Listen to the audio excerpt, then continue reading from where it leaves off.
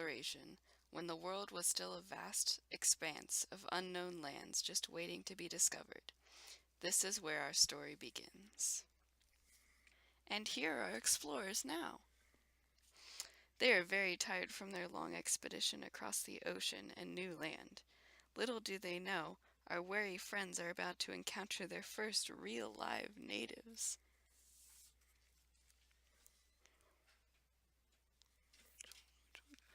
I'm so tired from our long expedition across the ocean. Shush, Padre. Look over there, our first real live natives.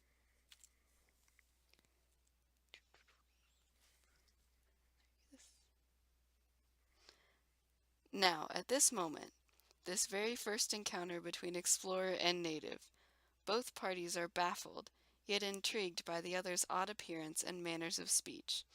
Neither group knows quite how to proceed from this junction, but finally Trader Joe, with his goods and life savings on the line, steps up to the plate.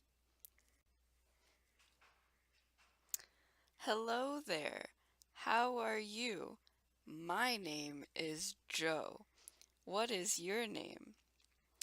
The natives, not understanding a word poor Trader Joe said, just stood there very stoically observing the strange explorers, until, that is, the chief decided to engage, or rather attempt to engage Trader Joe in friendly conversation.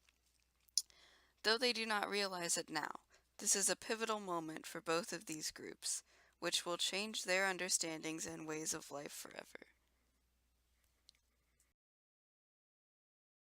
Now that there has been ample time for the two groups to learn how to communicate, let's see what else has transpired between them. Ah, it seems our explorers have become sedentary. Why, you ask? Well, let us observe and see if we can't find some answers.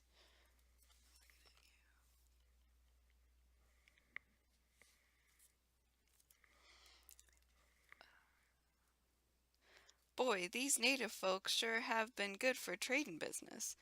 I'm glad we decided to stay, even though they didn't speak a lick of English before. I'm so rich now.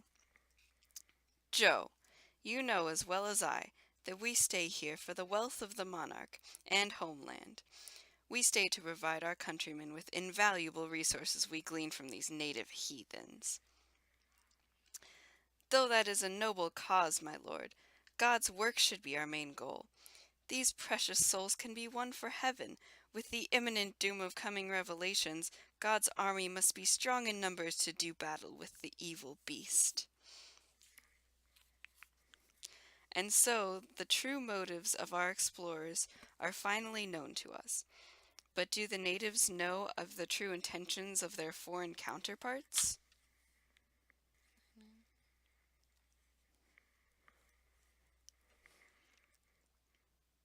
I have told you before, and I am telling you again, I do not trust these white faces.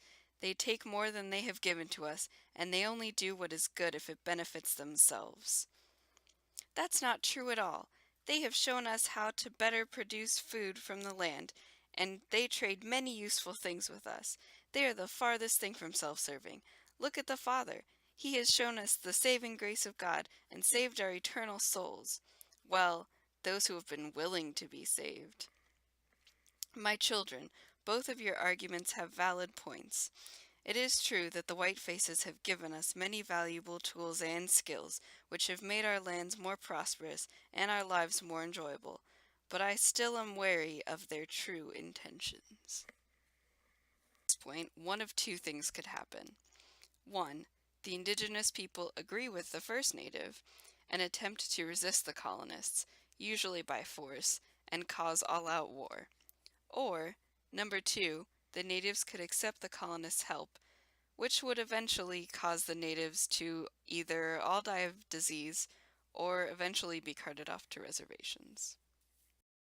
Hi, I'm Lindsay Jarvis. Thank you for watching my video entitled When Cultures Collide, which coincides with my paper of the same name. My paper explores how advanced cultures, which would be these little guys, the colonists, how advanced cultures come in contact with native cultures, which are not quite so advanced, these guys, and how they influence each other and how they change each other's cultures. So we had this little guy who didn't like the colonists at all, and he represents resistance to change. So he doesn't want to change at all, and he just likes the way things have always been, and he wants them to always be that way. And then we have this native who she absolutely loved the colonists and she thought they were the most amazing thing. And so she represents assimilation, which means that she wants to be exactly like them and she wants to change the whole entire culture.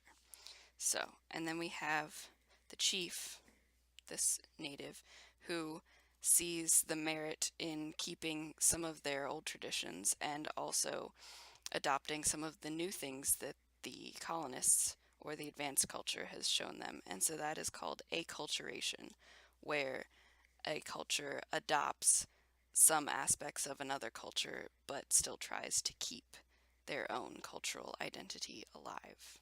So that's that. Thank you very much for watching the video once again.